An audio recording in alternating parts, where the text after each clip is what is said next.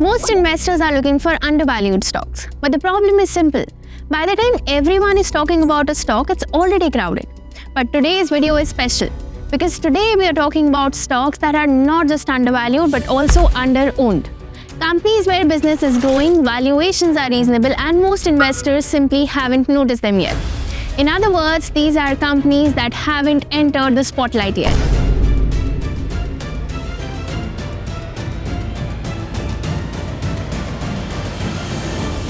Hi, I'm Aparna, and in today's video, we are breaking down 5 hidden gems most investors are still missing. As we go through the list, I want you to do one simple thing. Tell me in the comments how many of these companies are you hearing for the first time. Let's see how early we really are. And yes, at the end of this video, I'll show you the exact search query behind this list, something you can reuse to find quality stocks before they get crowded. So stay with me till the end. Okay, we'll be going from the smallest to the largest company by market cap. Let's start with company number 5, Sandur Manganese and Iron Ores Limited. At first glance, Sandur looks like a traditional mining company. It has been around for more than 70 years and has built its business around manganese and iron ore mining in Karnataka. In fact, today it's the second largest producer of manganese ore in India and among the largest iron ore miners in the state, with mining leases secured all the way till 2033. That kind of reserve visibility is rare in a sector where regulatory uncertainty is usually high. But the real story with Sandur is not just about mining anymore. While mining remains the company's core cash generator, over the last few years, Sandur has quietly been transforming itself from a pure resource company into a more integrated metals business. Which basically means instead of selling only raw ore, the company has been moving forward into ferroalloys, captive coke, power generation through waste heat recovery, and renewable energy. This has helped the company reduce its dependence on external power, control costs better, and protect margins during periods of energy price volatility. The most important step in this transition came with the acquisition of Arjas Steel. Through this, Sandur entered the special bar quality steel segment, which is a niche, higher value part of the steel market with strong OEM linkages and higher entry barriers. This new structure started showing results in Q3 FY26. Sandur recorded its highest ever manganese ore sales volumes, while iron ore volumes stayed steady within the annual limits. Also, strong operating cash flows during the quarter allowed the company to prepay around 423 crore of debt, which significantly strengthened the balance sheet. That said, this is still a mining and metals business and the risks are real. Mining remains heavily regulated with output levels, environmental approvals, and lease renewals controlled by the state and central authorities. Sandur's long track record of compliance and strong mine ratings reduce the risk of disruption, but regulatory dependence cannot be fully removed.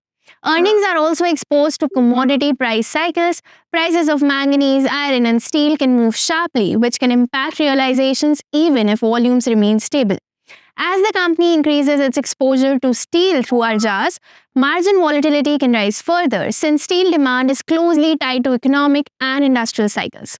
How this story plays out will depend on execution quality, commodity cycles, and how effectively the company manages regulation while scaling. Next on the list is Sharda Crop Chem Limited, and this is a very different kind of agrochemical company. Unlike most agrochemical companies, Sharda does not put large amounts of money into building factories. Instead, it follows a much lighter business model. The company looks for agrochemical products whose patents have already expired. It then does all the paperwork and approvals needed to sell these products in different countries. Once those approvals are in place, Sharda sells the products through its distributor network across global markets. Because of this approach, the company can grow without locking a lot of money into plants and machinery, and it can scale across countries much faster than traditional manufacturers. Over time, it has helped Sharda build presence in more than 80 countries, with strong traction in Europe, North America, and Latin America, supported by local sales team and long-standing distributor relationships. This approach started showing clear results in Q3 FY26. The revenues grew 39% compared to last year, mainly because it sold more products and demand improved in key markets. Volumes were up by around 14%, and as sales improved, profitability also moved up, leading to a strong jump in overall earnings. Now, an important takeaway from the recent management commentary is that the global agrochemical demand appears to be recovering. Channel inventories are normalizing, new product launches are gaining traction, and pricing pressure has started easing in some molecules. Structurally, the long-term drivers for the sector remain intact. There is less land, more mouths to feed, and more pressure on farmers to get better output from every acre. Because Sharda sells products across herbicides, insecticides, and fungicides, it's not dependent on just one category or one crop cycle. At the same time, the company keeps adding new products to its pipeline by securing approvals in more countries.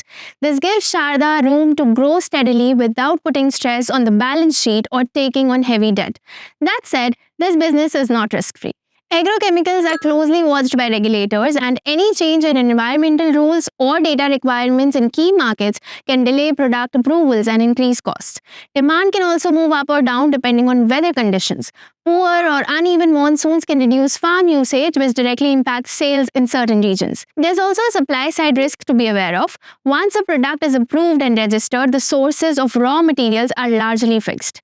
This means the company has limited flexibility to quickly switch suppliers or locations if there are disruptions in the supply chain. Overall, Sharda is a globally focused, low-capital business that grows through product approvals rather than factories. The future growth depends on how well global demand recovers, how smoothly regulatory approvals come through, and how consistently the company executes this model. Now let's move on to the third company on our list, Shriram Pistons and Rings. This is a company that operates quietly but plays a very important role in India's automobile ecosystem. Shriram Pistons supplies critical engine and precision components to passenger vehicles, commercial vehicles, tractors, gensets, and off-highway equipment. Over the years, it has built deep and long-standing relationship with auto manufacturers backed by strong engineering capabilities and technology partnerships from Japan and Germany. What makes Shriram Pistons interesting today is that it is no longer positioning itself as just an internal combustion engine supplier. While its core ICE business continues to generate strong and steady cash flows, the company is gradually reshaping itself into a broader mobility and precision engineering player. Execution has always been the company's biggest strength. It consistently gains more business from existing customers because of its focus on quality, reliability, and cost control. Entry barriers in this space are high. Approvals take time, and once a supplier is trusted, customers rarely switch. This creates strong stickiness and steady order flows over long periods. As exports start coming back, the company can grow volumes without a big increase in costs. The recent acquisitions help it do more work in-house, which is important as vehicles use more electronics and EV-related parts. At the same time, its EV arm gives the company early exposure to electric motors and controllers, while the core business continues to generate steady cash flow. That said, risks remain. Demand for auto components is cyclical, especially in segments like commercial vehicles, tractors, and exports where volumes can slow quickly during economic downturns. There is also the risk of a faster than expected shift away from ICE. If this transition accelerates sharply, legacy volumes could come under pressure before newer businesses such as EV motors reach meaningful scale, particularly in two-wheelers. Moreover, margins can be affected by raw material price swings. New investments and acquisitions carry execution risk if demand weakens, and higher exports add exposure to currency and global disruptions. In short, this is a steady transition story where execution and customer stickiness matter, and the core business pays for future growth. Okay, now let's move on to company number 2 on our list, DCM Shriram Limited, a company that does not depend on just one business to make money. DCM Shriram operates across chemicals, sugar and ethanol, agri-imports, and building materials through Fenesta, which is its branded windows and door business. What makes this company different is how these businesses are linked together. It uses captive power, basic chemicals, and in-house resources to support downstream products, which helps balance ups and downs across cycles instead of relying on a single profit engine. Chemicals and PVC drive scale, sugar and ethanol bring steady cash, and together they help balance the business through cycles. An important change is that it's moving beyond basic chemicals. With its new epichlorohydrin plant and the acquisition of Hindustan Specialty Chemicals, the company is using more of its own chemical output to make higher value products. This lowers its dependence on pure commodity chemicals and makes earnings more stable over time. At the same time, the company is expanding capacity in products like caustic soda, hydrogen peroxide, aluminum chloride, and epoxy. This should help grow volumes even though prices in these products may stay volatile in the near term. In sugar and ethanol, the rollout of 20% ethanol blending across India has improved long-term demand for distillery capacity, which supports utilization over time. Fenesta is also expanding beyond windows into facades, hardware, and aluminum systems. This helps increase revenue per customer even though margins are currently under pressure because the business is still investing for growth. In Q3 FY26, the company reported revenue growth of around 13%. Profitability was mixed. Chemicals saw higher volumes but same margin pressure as new capacities were still stabilizing. Sugar and ethanol supported profits through better pricing and volumes. Fenesta continued to grow steadily but margins were softer due to ongoing investments. Reported profits were also impacted by a one-time labor-related expense. Risks obviously remain. Chemicals and PVC are exposed to global supply and pricing, and higher imports or weak prices can hurt margins. In sugar and ethanol, profits depend heavily on government decisions around pricing, blending targets, and export rules, which reduces visibility. Fenesta is still in a scale-up phase, and margin recovery depends on volumes increasing and fixed costs getting absorbed. Now let's see how the growth unfolds for the next few years.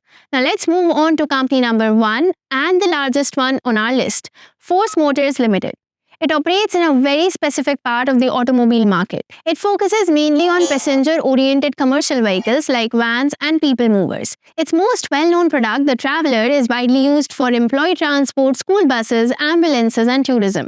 These are not flashy segments, but they are steady and utility-driven. Over the last few years, Force has been slowly moving up the value curves with products like Urbania. This allows the company to improve realizations while staying within areas it understands well, instead of chasing aggressive expansion. There is also an important but less talked part about the business. Force Motors supplies engines and components to global luxury brands like Mercedes-Benz and BMW for their India-made vehicles. This brings in stable and relatively predictable revenue, which helps balance the more cyclical parts of the business. The Q3 FY26 numbers look strong, but they need to be read carefully. Revenue grew around 13%, showing steady demand. Net profit jumped sharply, partly because of a one-time gain. Even after adjusting for this, profitability is meaningfully better than what the company has delivered in the past, which was supported by a better product mix and operating leverage. Operationally, domestic sales are growing at a steady pace. Sales growth in early 2026 was driven mainly by light commercial vehicles and people movers. Exports saw a slight decline, but stronger domestic demand and better pricing helped offset that weakness. Importantly, Force is not chasing volume at any cost, which helps protect margins. One of Force Motors' biggest strengths is its high-level in-house manufacturing. The company makes key components like engines, axles, and gearboxes internally. This gives it better cost control, reduces supply chain risk, and supports margin stability over time. Also, recent tax changes have made it easier for operators to replace old vehicles, which supports demand in Force Motors' core segments. Moreover, the recent Vida Tanneries acquisition is mainly about land and infrastructure to support future manufacturing, not a change in the core business. That said, risks remain. Force Motors is still exposed to economic cycles because demand for vans and people movers depends on travel, tourism, schools, and corporate transport. A slowdown in these areas can quickly impact volumes. The company also has a relatively narrow product focus, which increases dependence on a few segments. Profitability has improved, but it has historically been volatile. Margins are sensitive to raw material costs and operating leverage. With diesel vehicles forming the bulk of its portfolio, the business also remains exposed to fuel price movements and regulatory changes. Overall, Force Motors is a focused and execution-driven business. Now, as promised, here's how we found these 5 hidden gems. We ran a very focused query. First, we looked at mid-cap companies with market cap between 10,000 and 30,000 crores. These companies are established but still early enough to be ignored by the crowd. Next, we filtered for real growth. Sales growth above 12% and profit growth above 15%. Nothing complicated here. We just wanted businesses that are actually growing.